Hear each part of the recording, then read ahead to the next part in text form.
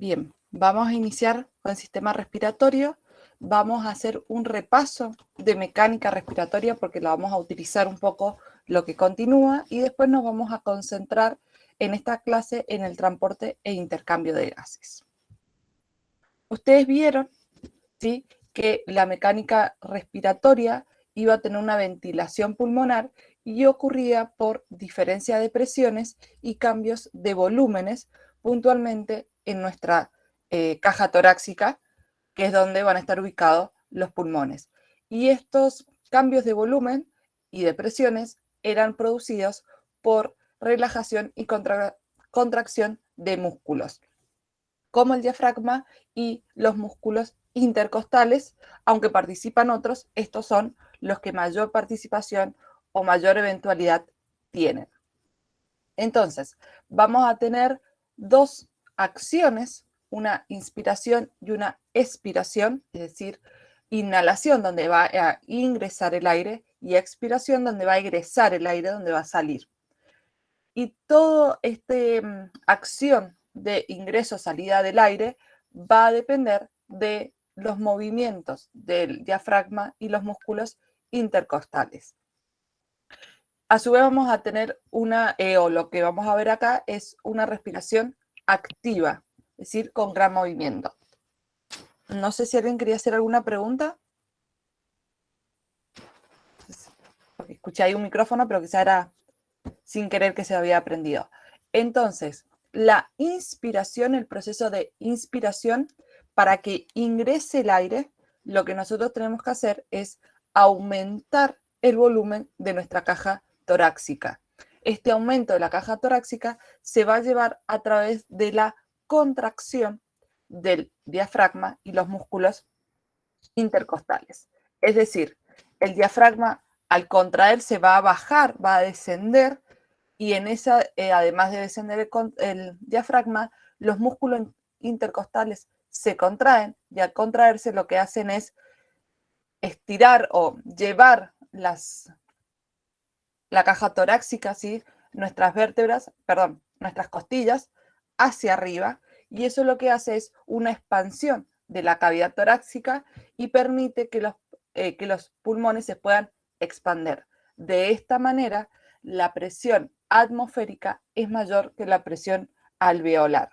Por lo tanto, el oxígeno se va a desplazar desde la atmósfera, ¿sí?, hacia los alvéolos, que sería la parte interna de los pulmones. Por lo tanto, el aire va a entrar a los pulmones. En cambio, en la expiración ocurre todo lo contrario, es a través de una relajación. El diafragma, que estaba contraído hacia abajo, se va a relajar y va a volver a su posición normal. Los músculos intercostales también se van a relajar y van a volver a su posición normal, y a su vez este movimiento de estos músculos va a generar una disminución de la cavidad torácica, es decir, va a ser más pequeña, y esto es lo que va a generar que la presión del alvéolo sea mayor que la presión de la atmósfera. Por lo tanto, va a haber una salida de aire, pero sobre todo hay un pasaje de dióxido de carbono desde los alvéolos hacia los conductos de los pulmones y hacia el exterior. Entonces, acá tenemos, quizás nos cuesta un poquito entender que la contracción hace que el diafragma baje, pero bueno, o cuando tengamos esta duda, cuál es uno, cuál es el otro, quizás nos preguntan una pregunta si es relajación, contracción. Lo que podemos hacer es inspirar profundamente y vamos a sentir que el diafragma baja y las costillas aumentan. Eso va a ser a través de la contracción de los músculos. Y esto es lo que va a permitir, al bajar el diafragma, va a aumentar la caja torácica, al extenderse los músculos intercostales, y va a permitir que entre una mayor cantidad de aire, y al cerrar una menor, va a salir todo el aire que tenemos. Entonces, si nosotros hacemos una inspiración profunda o una inspiración más consciente, de la que ocurre permanentemente en nuestro cuerpo involuntariamente, ¿sí?, o de forma inconsciente, vamos a sentir la diferencia de que entró más aire o menos aire si hacemos una inspiración profunda. Acá tenemos los músculos que son los que van a participar. Bien, ¿consultas, dudas de inspiración, expiración?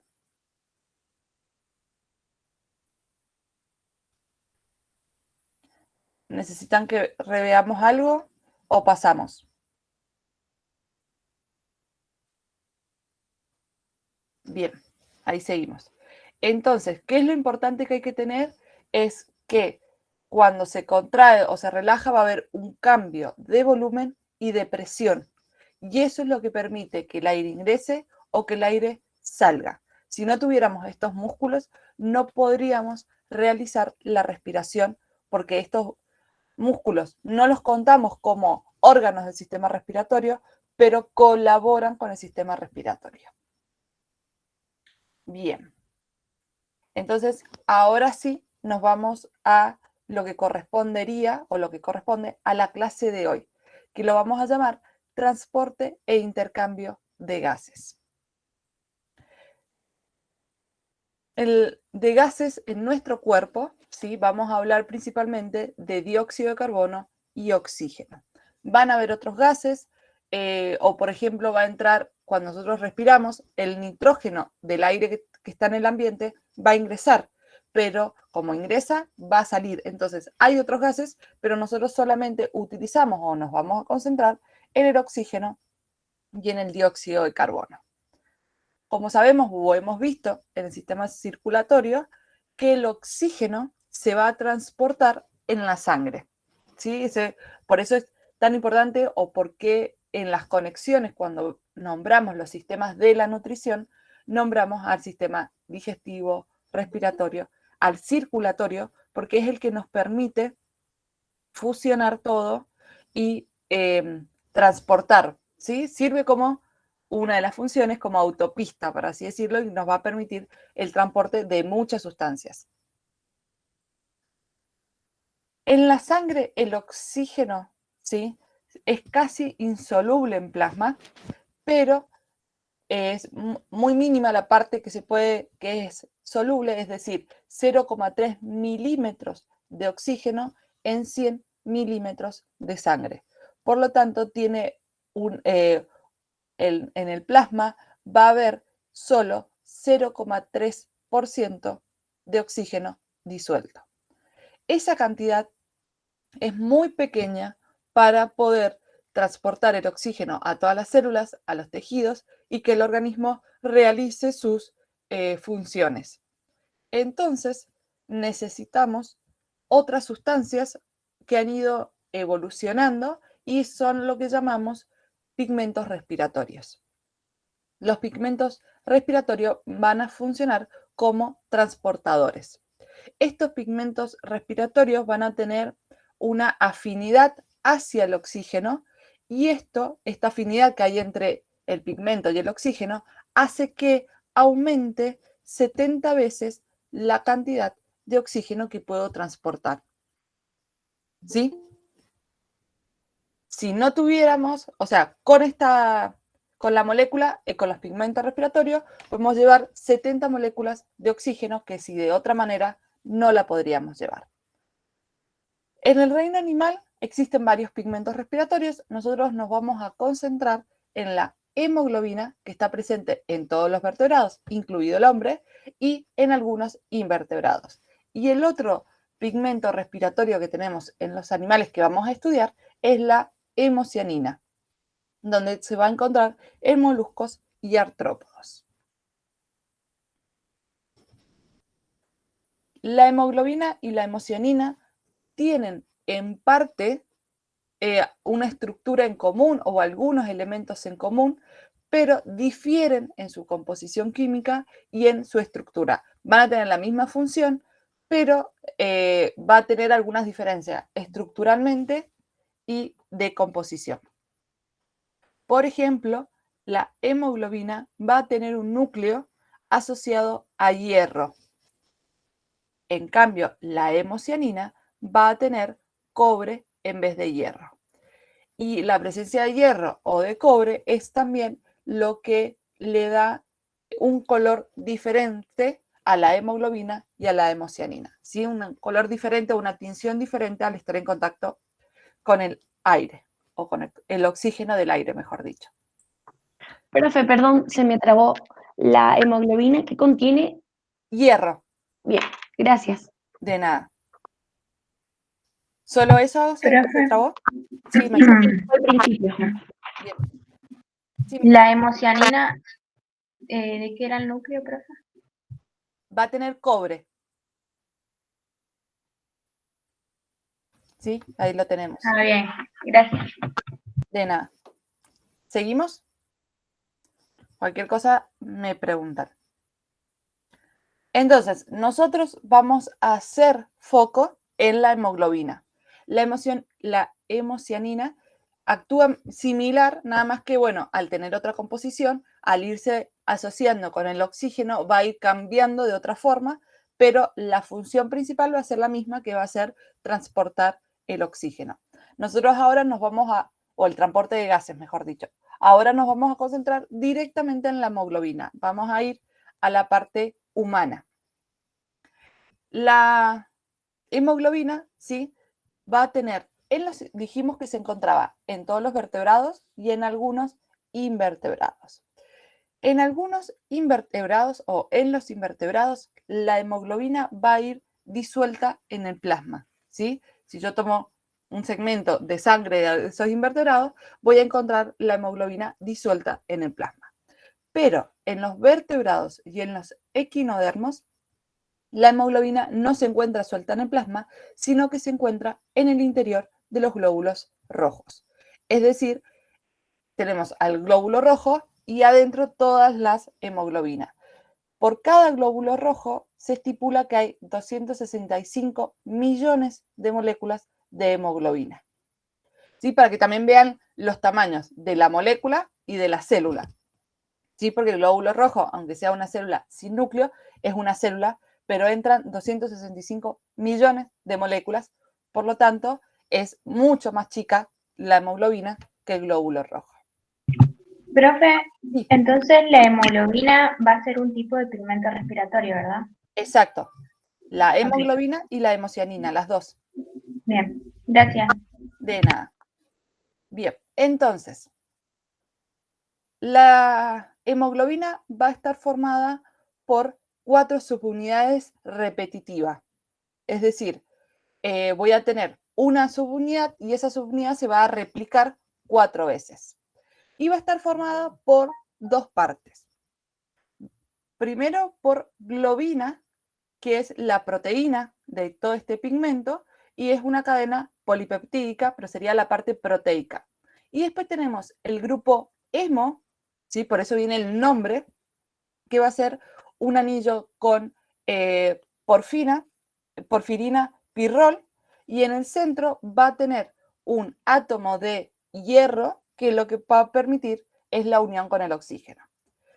Esta sería la hemoglobina. ¿Sí? Nosotros ahora sería las cadenas globinas serían esto azul, el grupo hemo sería lo amarillo y el hierro sería el centro rojo. Lo que vamos a ver ahora sería la misma estructura, nada más que acá está cada subunidad está en color para poder diferenciarla y verla más clara. Pero no es que cada una tiene un color diferente, sino que se vería así. Para poder interpretarla de mejor manera, lo ponemos de colores. Entonces, si ustedes ven, son 4, 1, 2, 3, 4 subunidades que se repiten, donde tenemos toda esta parte que es la globina, lo que está de color, el circulito, en este caso sería el grupo hemo, y el centro sería el hierro. ¿Sí? Esto sería el circulito, y acá tenemos el hierro. ¿Sí? Esto lo tenemos desde la estructura química, y después si vamos a una mirada más con menos zoom, podemos ver la proteína completa. En este caso tendría una estructura cuaternaria, ¿sí? Sabemos que las proteínas se van plegando y van a formar grandes estructuras.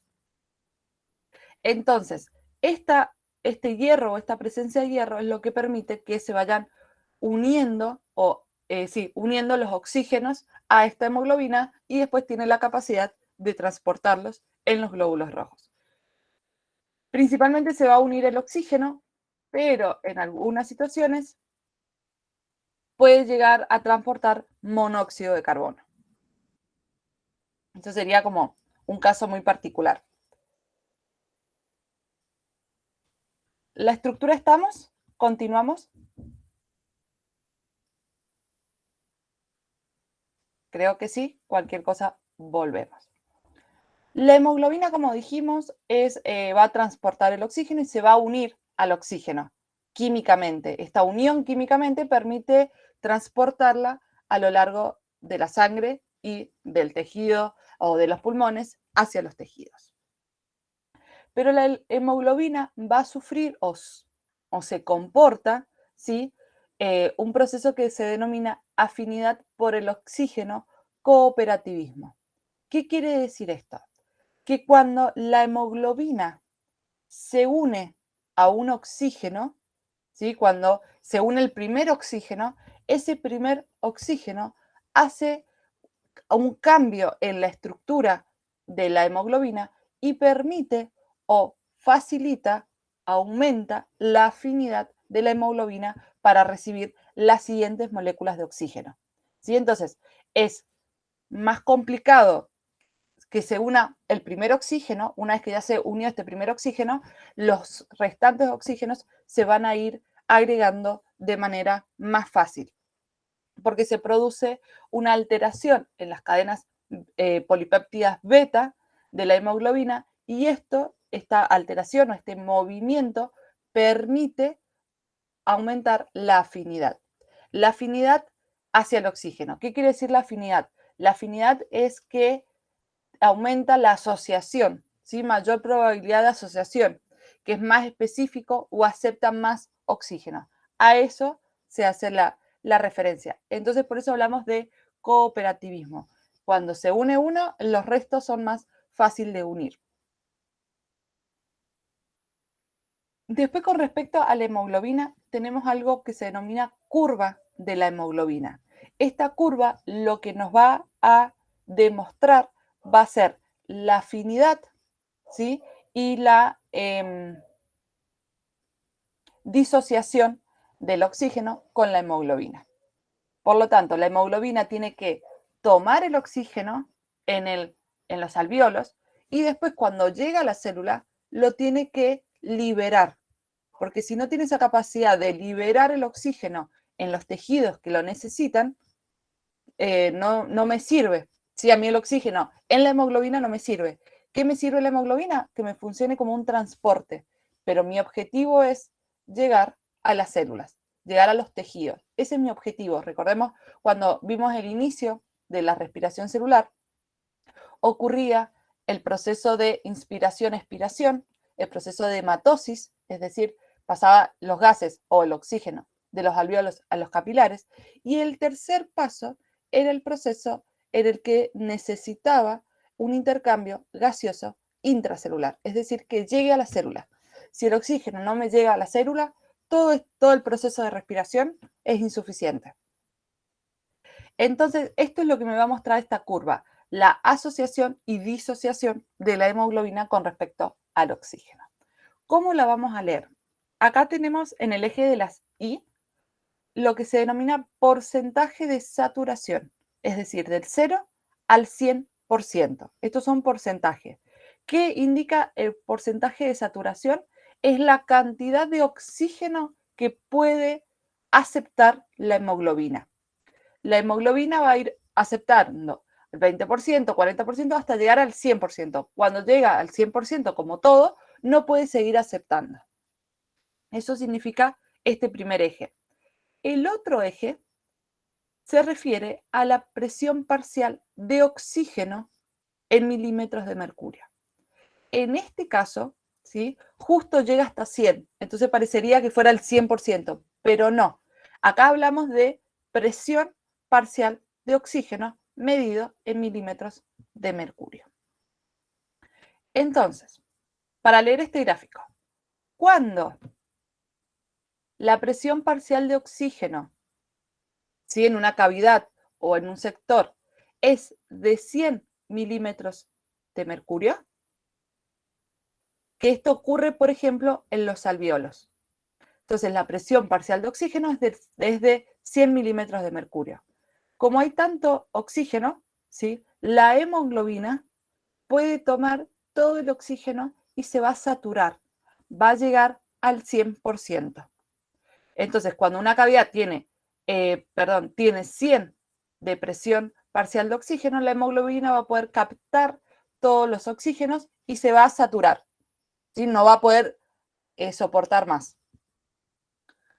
A medida que nos alejamos de los alvéolos, las presiones parciales de oxígeno van a ir disminuyendo, hasta llegar, por ejemplo, a los tejidos o a los tejidos que necesitan oxígeno, que vamos a llegar a 40 milímetros de mercurio. Por lo tanto, la hemoglobina, que estaba 100% saturada, empieza a disociarse de los oxígenos porque empieza a bajar la presión parcial de oxígeno. Entonces, en parte de la hemoglobina va a estar la presión parcial de oxígeno más elevada, por lo tanto, la hemoglobina va a empezar a disociarse de los oxígenos y van a ir entregando las moléculas de oxígeno a los tejidos que lo necesitan. Generalmente los tejidos están en 40. Entonces, la hemoglobina va a entregar aproximadamente hasta los 40 el 30% del oxígeno que tiene. Es decir, se va a dejar el 70% por un gasto inesperado de oxígeno. Este 70% de 70 a 100 sería lo normal, ¿sí? En cualquier situación, nuestra hemoglobina se mueve en estos valores. Y si ustedes ven este descenso de los porcentajes de hemoglobina, es relativamente lento a comparación de que si vemos desde el 70% hacia el 0, es como una caída más abrupta. Es decir, cuando ya empieza a perder más del 70%, que sería en una situación extrema, donde llevamos mucho tiempo sin oxígeno, ¿sí?, la hemoglobina va a seguir entregando el oxígeno, pero lo va a hacer de forma tal que rápidamente se pierda todo el oxígeno, o la hemoglobina pierda todo el oxígeno. Entonces, siempre la hemoglobina, en situaciones normales, intenta reservar algo del oxígeno, porque de esta manera también le va a permitir hacer un intercambio más rápido cuando vaya a los pulmones. ¿Sí? Porque por el cooperativismo, mientras más oxígeno tenga, más rápido llego a saturar. Entonces, si yo tengo un 70%, voy a llegar rápido al 100%. Si yo tengo un 20%, un 0%, ya voy a estar más complicada. Entonces, en situaciones normales, los tejidos van a tener 40 milímetros de mercurio. En situaciones anormales, como por ejemplo salir corriendo o por alguna razón estoy en ambientes hipóxicos, es decir, empecé a subir un cerro, esa hemoglobina va a poder ceder, pero va a perder por completo la cantidad de oxígeno. ¿Dudas sobre la curva? Profe dijo que a partir del 70% al 100% era situación normal, ¿verdad? Exacto. Sí, sí. Sí, en la saturación de la hemoglobina. Porque la presión parcial de oxígeno es de 40 a 100 milímetros de mercurio. Por las dudas hago esa aclaración. Profe, y otra Sí. duda, ¿la presión parcial de oxígeno podía ser mayor a 100 también? O sea, que puede seguir en el eje Sí, de las X. en situaciones muy extremas, pero generalmente en los alvéolos donde hay más oxigenación es de 100. ¿Sí? Si nosotros Bien, profe. hacemos continuamente inspiraciones muy profundas, podemos llegar a elevar este nivel de 100. Ya vamos a ver 2 casos puntuales donde lo superamos. Ah, bien, profe, gracias. De nada.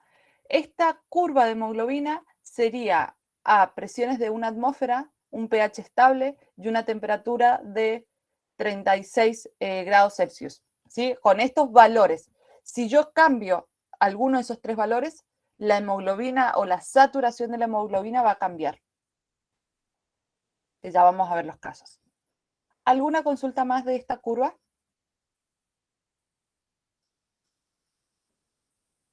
Continuamos. Entonces hay que tener en No, cuenta profe. que es, gracias Mica, la curva de asociación, es decir, me uno al oxígeno, y disociación, lo entrego al oxígeno.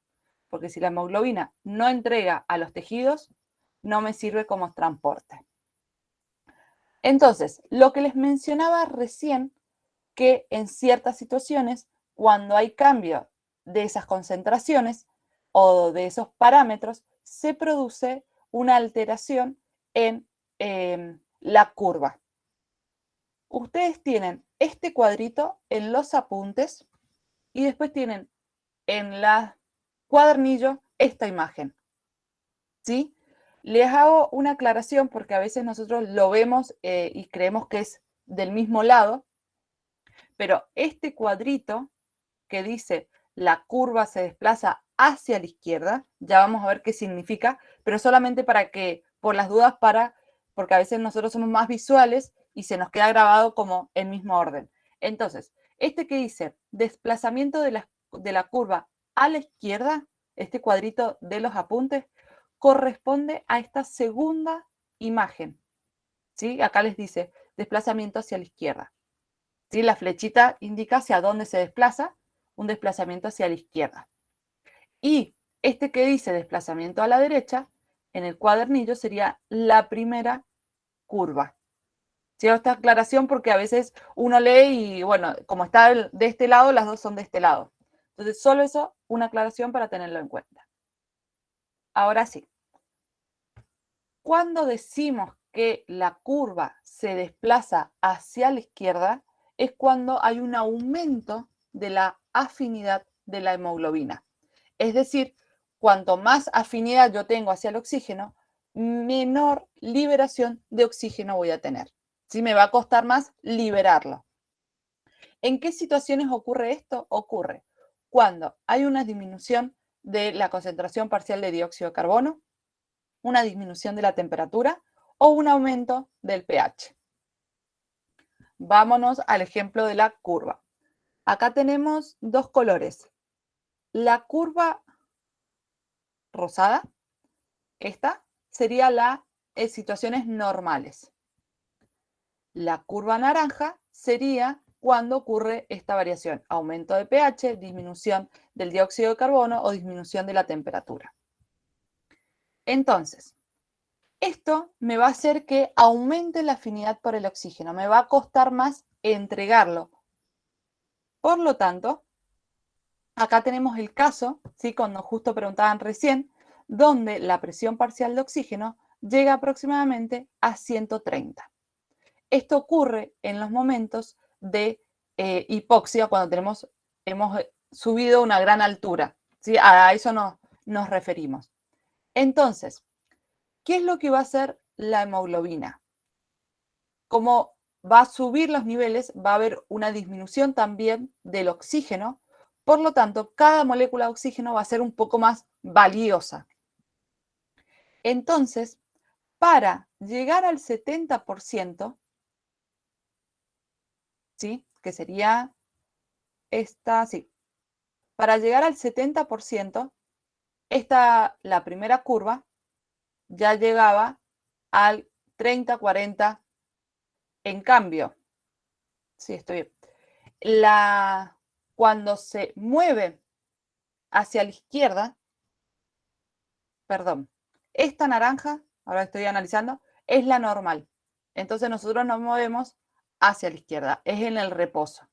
La rosada es la que hubo un cambio. Por lo tanto, cuando estamos en reposo, a los 40 milímetros de mercurio, la hemoglobina tiene un valor del 70% de saturación. Cuando estamos en un ambiente hipóxico, los 40 milímetros de mercurio o el 70% de la saturación de la hemoglobina se viene a dar en el 30 milímetros de mercurio. Esto quiere decir que hay un aumento de la afinidad, que me cuesta mucho entregar oxígeno. Si todo este oxígeno para llegar al 70 tengo que encontrarme un 30 milímetros de mercurio. Antes con 40 ya lo había entregado, ahora necesito un 30.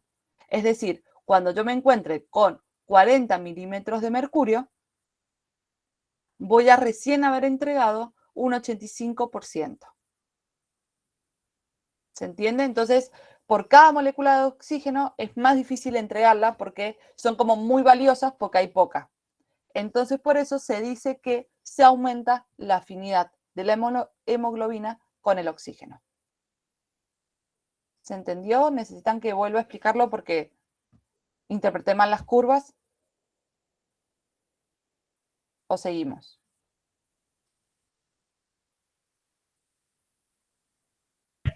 Profe, a mí como que me mareó un poco. Bien, El tema de bueno, las curvas. vamos de vuelta. Vuelvo para atrás. Esta curva, ¿sí? Sería en una situación normal. Una situación de reposo en una atmósfera, temperatura y pH controlado. Pero nosotros sabemos que nuestro cuerpo puede variar las condiciones. Entonces, si hay una variación de condiciones, la hemoglobina va a tener una mayor afinidad hacia el oxígeno o una menor afinidad. ¿Qué quiere decir esto? Si yo tengo una mayor afinidad, quiere decir que voy a liberar menos oxígeno. Ese es el caso de, por ejemplo, cuando nos exponemos a la altura.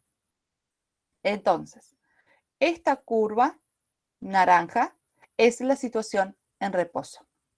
Cuando llegamos a los 100 milímetros de mercurio, de la presión parcial de oxígeno,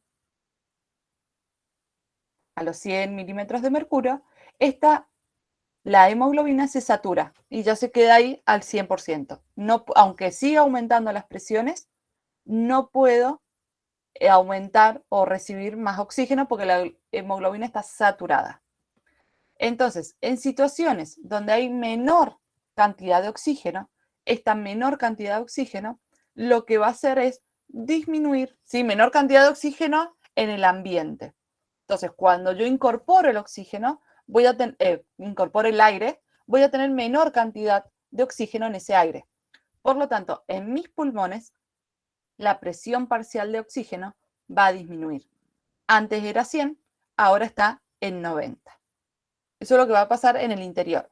Entonces, al tener una presión parcial menor, la hemoglobina, como decimos que se corre hacia la izquierda, la hemoglobina se va a saturar a los 90 milímetros de mercurio.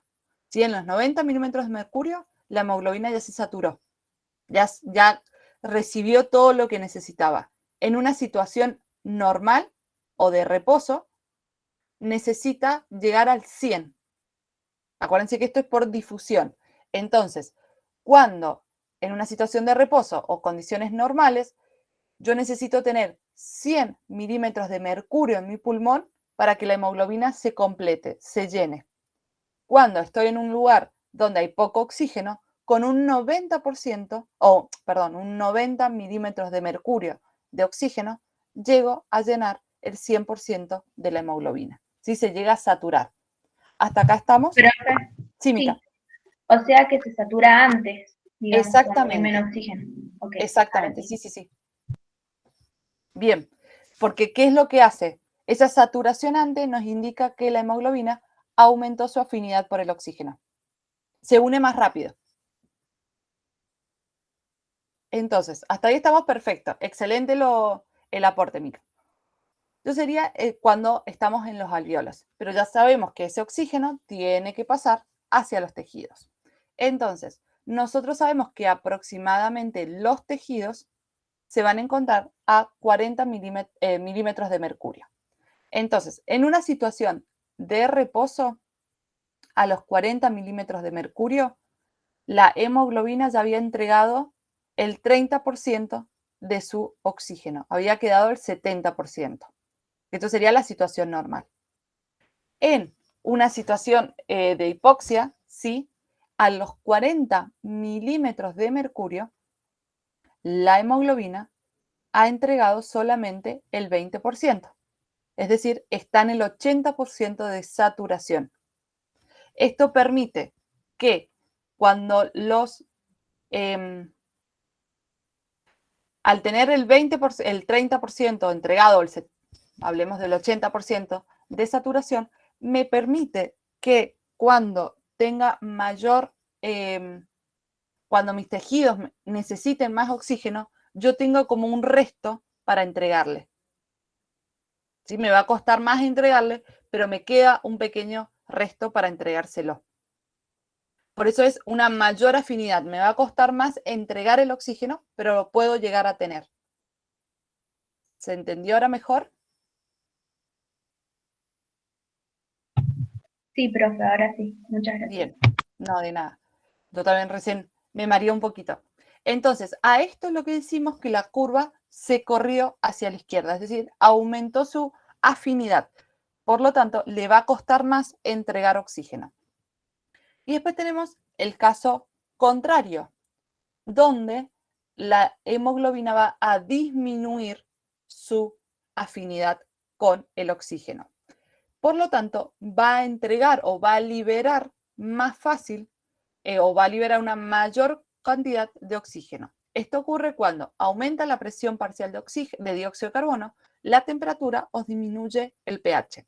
Por ejemplo, en el ejercicio intenso. En el ejercicio intenso, yo necesito mucho oxígeno a mis células. Entonces, el objetivo es que las células lleguen el oxígeno. Entonces, partimos acá. La naranja sería la situación en reposo. La violeta sería esta situación extrema. Entonces, cuando yo hago ejercicio, hago unas inspiraciones más seguidas y esto lo que hace es aumentar la presión parcial de oxígeno en el interior o en los alvéolos. Pero la hemoglobina, a partir de los 100, se satura. ¿Sí? Puedo subir a 180, pero la hemoglobina ya no va a recibir más porque está saturada. Entonces, desde los 100 milímetros de mercurio hasta los 40, que es el valor que van a tener los tejidos, en los 40 la hemoglobina en reposo había entregado el 30%. En esta actividad física, ¿sí? Donde la hemoglobina aumenta o disminuye su afinidad con el oxígeno, a los 40 vamos a tener que la hemoglobina ha entregado un 40% de su hemoglobina. ¿Sí? Si yo subo acá 40 milímetros de mercurio hasta la curva, me va a dar un 60% de saturación. ¿Qué quiere decir? Que entregué más oxígeno en este periodo que lo que se hubiese entregado si estuviera en reposo. Entregué un 10% más, porque los tejidos lo necesitan porque estamos haciendo una actividad física, entonces necesitan sí o sí ese oxígeno. Eso hace que yo disminuya mi afinidad con el oxígeno, lo entrego más rápido o más fácil. En cambio, en el desplazamiento de la izquierda voy a entregar menos cantidad de oxígeno, es decir, estoy más asociado, más afianzado o tengo mayor afinidad con el oxígeno. ¿Se entendió? ¿Necesitan que vuelva a explicar algo? ¿Dudas? Profe, entonces en la curva violeta hay mayor gasto de oxígeno, ¿verdad? Mayor entrega de oxígeno, exacto. Bien, profe, gracias. De nada. ¿Alguna otra consulta?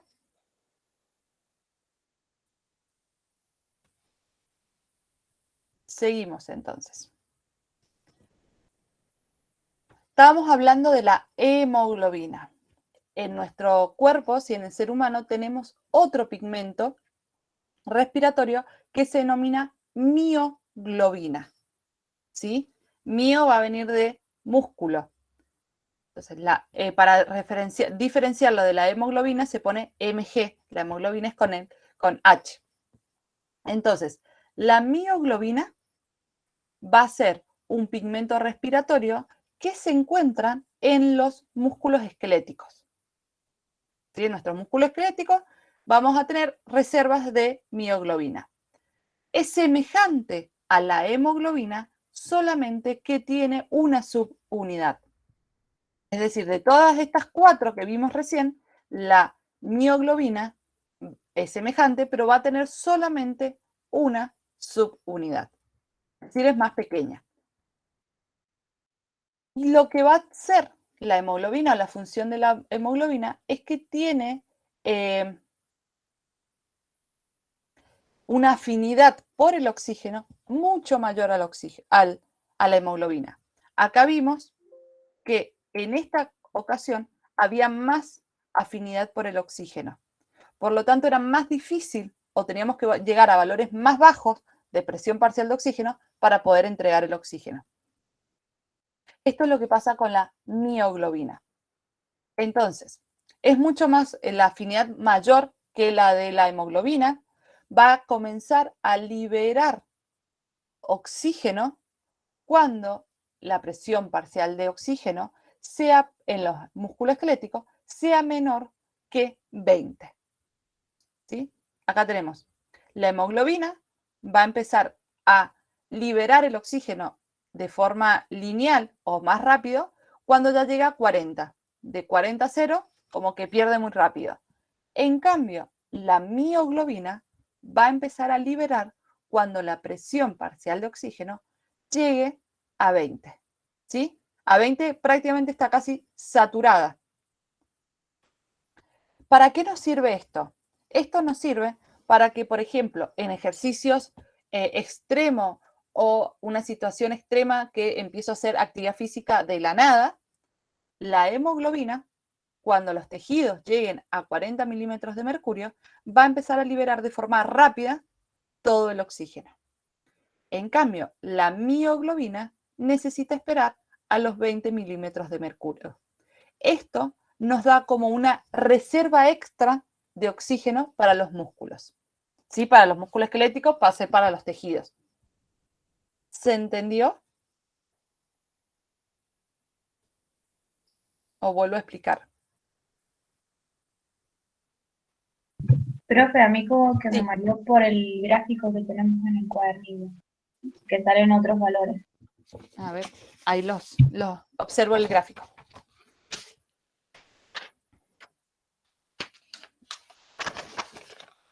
Bien. Sí, les dan porque hay otros valores en el gráfico. Porque en el gráfico no habla de milímetros de mercurio. Si ustedes ven el gráfico que tienen en el cuadernillo, dice presión parcial de oxígeno y no entre paréntesis dice kPa. No dice milímetros de mercurio. Por lo tanto, en el gráfico del cuadernillo están usando otra escala, no el milímetro de mercurio. ¿Se entiende por qué son diferentes los valores? Sí, profe, ahora sí. ¿Sí? Gracias. Pero si ustedes leen el texto, les habla de milímetros de mercurio. Pero bueno, a veces el Curtis, sí, creo que es de Curtis, presentan en distintas imágenes, pero haría referencia a eso. En la gráfica que ustedes tienen en el cuadernillo, ¿sí? Hg sería la hemoglobina, que es la curva inferior que tienen, y después tienen la mioglobina, que es la curva superior. Entonces les muestra un ejercicio en reposo, ¿sí? Que sería prácticamente acá, esto sería en reposo, y después les muestra una situación donde tienen músculo en ejercicio. El músculo en ejercicio estaría aproximadamente por acá. Entonces, en el músculo del ejercicio, la hemoglobina ya entregó casi todo su oxígeno, le queda ínfimo oxígeno, en cambio la mioglobina todavía tiene más del 80% de oxígeno. Y eso es lo que se llama como oxígeno extra. A eso hace referencia el gráfico, nada más que está con otras unidades. ¿Alguna duda de esto?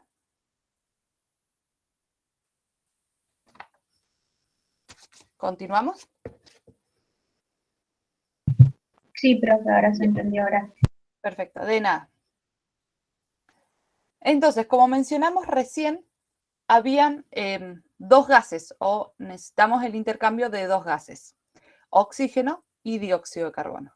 ¿Sí? Entonces, la hemoglobina y mioglobina se va a encargar del oxígeno. El oxígeno necesitamos que pase del aire hasta las células. El dióxido de carbono va a ser el recorrido inverso. Desde las células, ¿sí? Lo van a pasar al plasma, a la sangre, al torrente sanguíneo, y ese tiene que llevarlo hasta los alvéolos, hasta los conductos de los pulmones, y de ahí salir al exterior. Es decir, va a ser el recorrido inverso al oxígeno. Entonces, ahora vamos a ver características del dióxido de carbono y cómo este se transporta. Inicialmente vimos que el oxígeno era poco soluble en el plasma y era soluble un 0,3%. El dióxido de carbono es más soluble en el plasma, ¿sí? Tiene mayor solubilidad en el compuesto del plasma. Entonces, el 10% de nuestro dióxido de carbono está disuelto en el plasma. Se mueve solo disuelto en el plasma. Entre un 5 y un 30% de nuestro dióxido de carbono se une a la hemoglobina, ¿sí? Además del oxígeno, se puede unir el dióxido de carbono y va a formar lo que se conoce como carbohemoglobina. Y la mayor parte de nuestro dióxido de carbono, del 65 al 70%, todos estos son valores aproximados, por supuesto, va a estar transportado en bicarbonato en los glóbulos rojos. ¿Sí? Estas son las tres formas en que yo puedo encontrar el dióxido de carbono en la sangre. Entonces, la célula produce como producto o desecho el dióxido de carbono. Este dióxido de carbono va a ingresar, va a disolverse en el plasma hasta cierta cantidad, más del 10% no se va a poder disolver. Luego, la opción B va a ser entrar a las hemoglobinas, unirse a la hemoglobina. Las hemoglobinas también se van a saturar. ¿Sí? Opción B, digo, como para ir, pero va a ser indistinto. Y si sigue entrando mayor cantidad de dióxido de carbono, lo que va a hacer el dióxido de carbono va a ingresar a los glóbulos rojos. Al ingresar a los glóbulos rojos, se va a combinar con una molécula de agua a través de la anhidrasa carbónica y lo que va a producir es hidrógeno, protones, digamos, o cationes de hidrógeno y el bicarbonato. Entonces, el 70% de nuestro dióxido de carbono va a ser transportado en los glóbulos rojos en forma de bicarbonato, que sería este proceso. Cuando yo aumento la concentración de dióxido de carbono en el plasma, ¿sí? Porque ya no puede tener más cantidad de plasma, entonces va a entrar a los más cantidad de dióxido de carbono en el plasma, va a entrar a los glóbulos rojos y se van a empezar a asociar con el agua. Una vez que se asocia con el agua, va a llegar hasta bicarbonato. Eso sería cuando sale de la célula, entra al plasma. Ese glóbulo rojo va a continuar la circulación mayor, va a llegar al corazón y va a salir del corazón hacia los pulmones.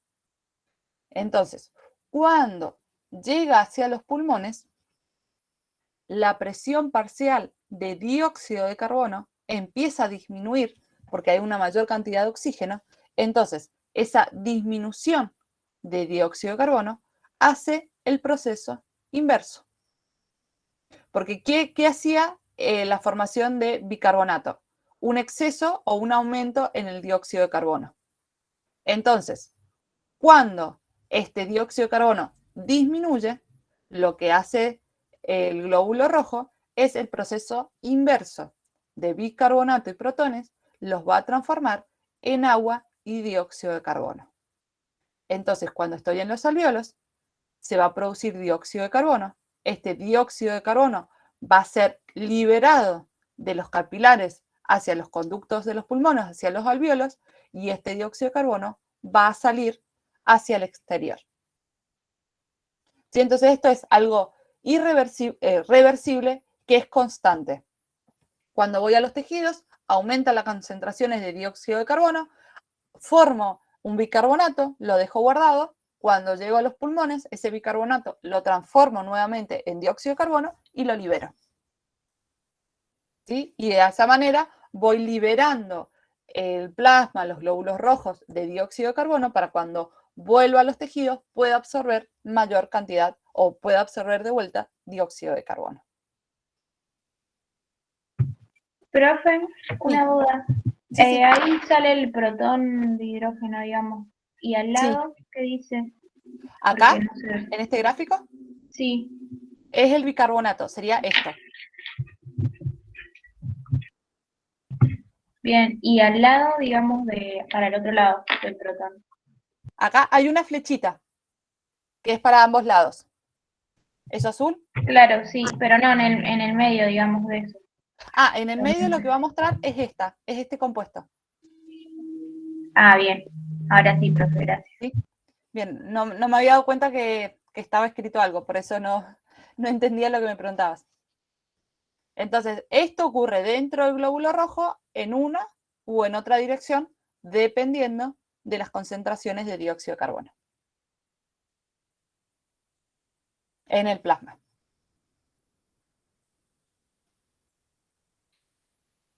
¿Alguna duda de esto?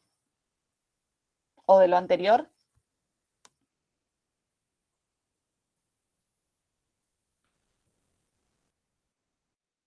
Bien. Entonces, si no hay dudas, vamos a terminar esta parte de la clase y nos volvemos a